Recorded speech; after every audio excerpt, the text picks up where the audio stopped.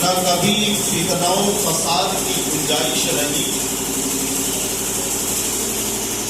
اور نہ قیامت تک مذہب اسلام میں فتنہ اور فساد کو جگہ دیا جائے۔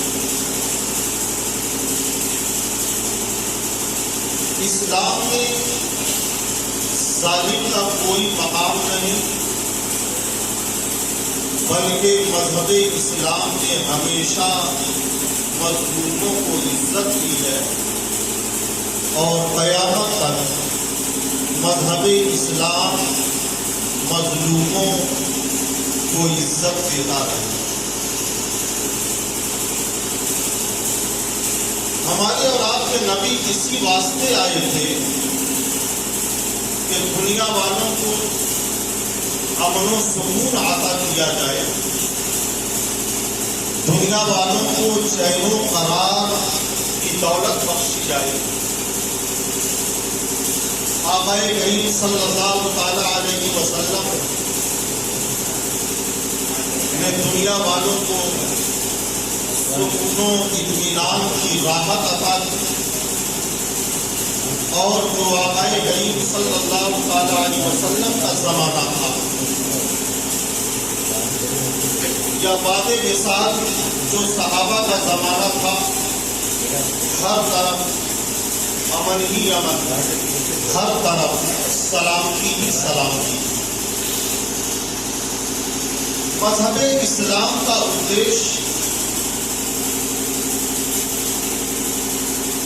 کہ دنیا کے اندر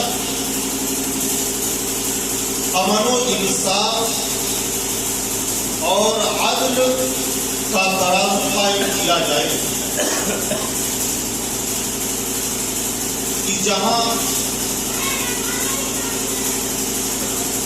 مظلوم کی آواز سنی جائے اور ظالم کے وجود کو نیست و نابود کیا جائے۔ ہمیشہ سے مذہب اسلام انصاف پرست رہا اور قیامت تک مذہب اسلام انصاف پرست رہے، اور اسی سرمایہ کی حفاظت کے لیے اللہ تبارک و تعالیٰ نے اپنے مقدس بندوں کو اس دنیا میں بھیجتا رہا، اور وحدہ لا شریک کے یہ مقدس بندے دنیا کے مختلف خطوں، مختلف جگہوں میں بس کر امن و سلامتی کا دنیا والوں کو پیغام دیتے ہیں۔ آج کونے کونے میں، خطے خطے میں، قریہ قریہ میں وحدہ لا شریک کے مقدس اور مقرب بندے ہیں کہ اگر وہ زمین پر زندہ ہیں تو بھی وہ اپنی ذات کے ذریعے سے دنیا کے اندر امن و امان قائم کیے ہوئے ہیں، اور اگر وہ اپنی مزاروں میں آرام فرما ہے تو اپنی قبروں سے بھی امن و سلامتی کا پیغام دے رہے ہیں۔ حضرات گرامی، یہ مذہب اسلام کا ہمیشہ سے شیوا رہا، کردار رہا کہ ایک اسلام پرست گالیاں سن کر مسکراتا رہا، ایک اسلام شعار ظلم سہتا رہا، لیکن کبھی بدلے کی بھاونا اور بدلے کی نظر سے اس سے مقابلہ کرنے کی کوشش نہیں کی۔ اور یہی وجہ ہے کہ مذہب اسلام دنیا کے اندر پھل اور پھول رہا ہے، اور مذہب اسلام